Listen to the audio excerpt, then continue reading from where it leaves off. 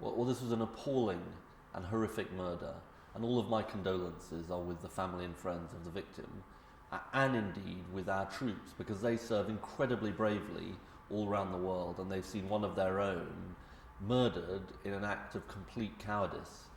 Now, there are people who try and divide us with acts like this, and they've tried it before in London, and they've failed, and they will always fail.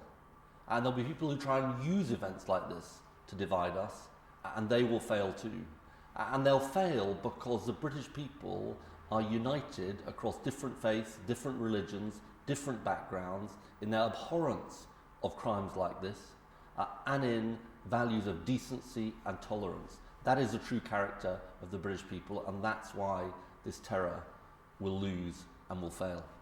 And as a politician, what's your message to the country about how people should react? The EDL, a number of EDL supporters went out into the streets of Woolwich last night. Is that a concern?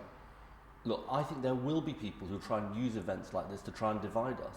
They won't succeed because people of every different background and every different religion have come together, and we've seen this over the last 24 hours in their condemnation of what happened.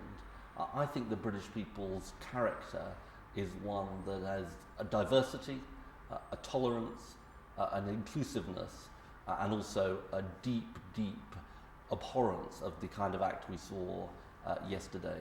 So we're a united country, not a divided country, and anyone who tries to divide us will not succeed. And this was clearly an act against British troops. Should the government be thinking about doing something more to protect troops, perhaps give them more instructions about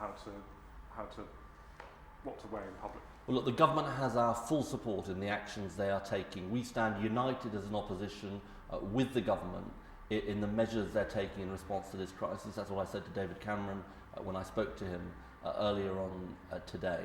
I think it's right that troops continue to wear their uniform, which are the instructions that are going out today, because one of the ways in which we must ensure that the terror doesn't win is by us going out about our normal business.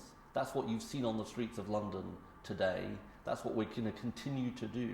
And that is the best sign that we can send, the best signal we can show that life will carry on in Britain and that the terror won't win.